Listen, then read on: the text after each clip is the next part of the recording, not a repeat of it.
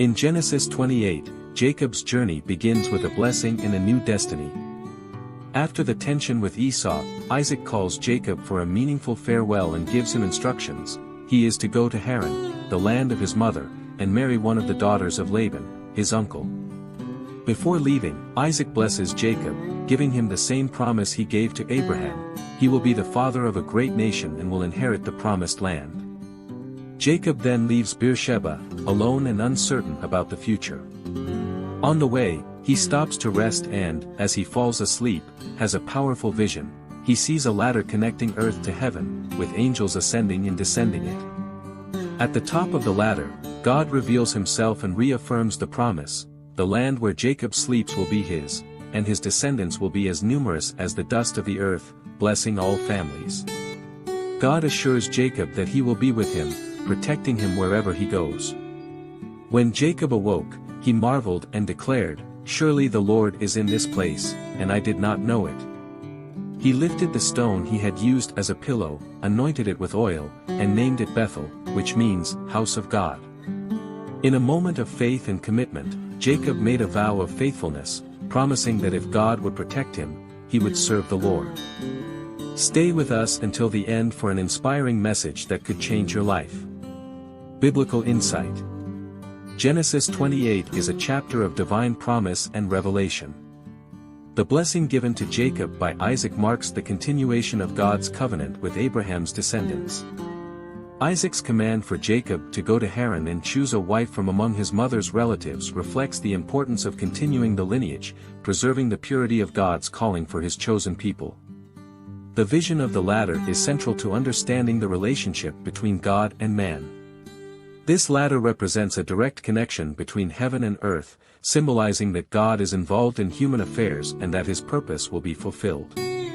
God reveals himself to Jacob in a moment of solitude and insecurity, assuring him that he will be by his side.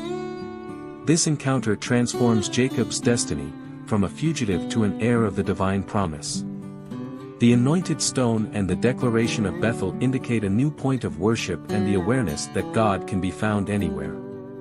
Jacob's vow is significant because it marks a personal and voluntary commitment to God, representing the beginning of a relationship of trust that will be fundamental to the development of his faith.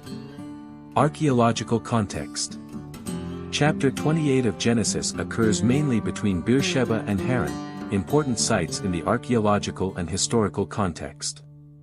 Beersheba, Jacob's starting point, was a strategic city on the edge of the Negev desert, serving as a center for herding and trade. Excavations at Beersheba have revealed wells, walls and altars that date back to the time of the patriarchs, indicating that the city already had great importance in the life of the Hebrew nomads. Haran, in turn, was one of the main commercial and religious centers of Upper Mesopotamia. Excavations at Tel Haran have uncovered evidence of habitation since the Bronze Age, showing that Haran was a busy place, with caravan routes connecting Mesopotamia with Canaan and Egypt.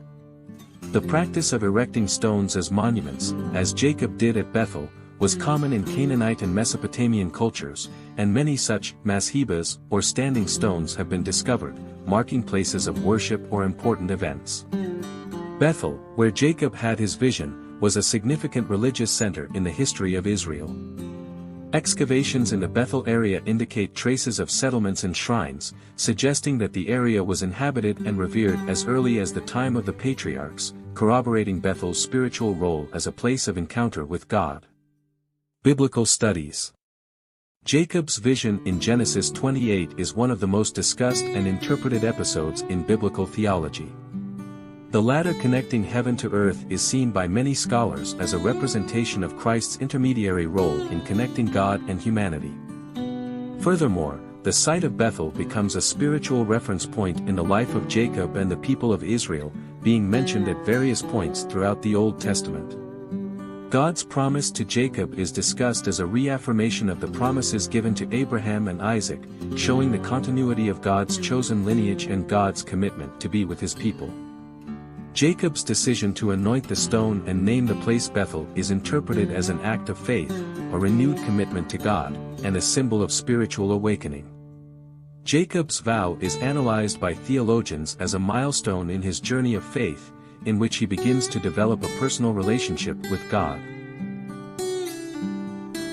Scholars also reflect on Jacob's transformation from a young man fleeing his past to someone embracing God's promises for the future.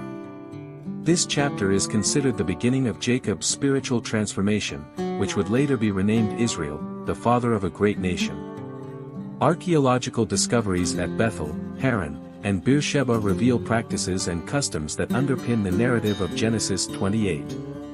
At Bethel, excavations have uncovered structures dating back millennia, including shrines and places of worship that suggest the religious importance of the area. Nearby, the remains of standing stones and cult objects have been found, echoing Jacob's gesture of anointing the stone after his vision.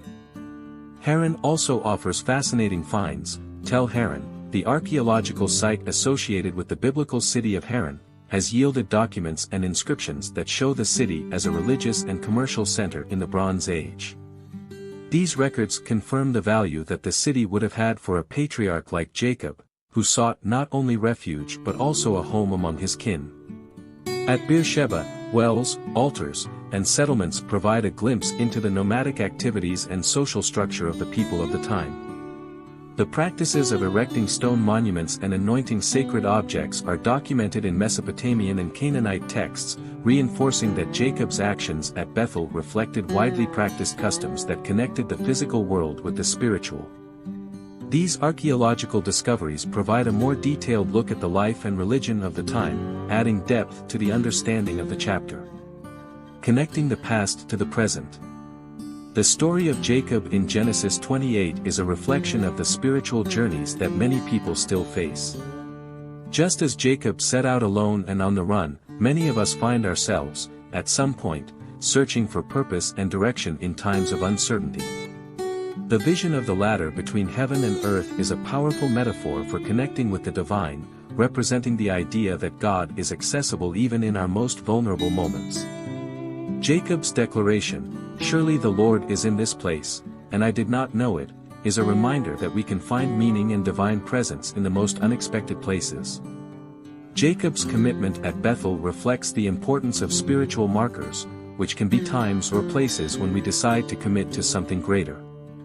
Jacob's custom of erecting stone monuments to mark significant events parallels the memorial markers we create in our own lives today, whether physical monuments, rituals, or personal practices. Genesis 28 challenges us to recognize the moments when God is quietly working in our lives and to respond with heartfelt commitment, even when we don't yet have all the answers. If you enjoyed this video, be sure to like, share, and subscribe to the channel.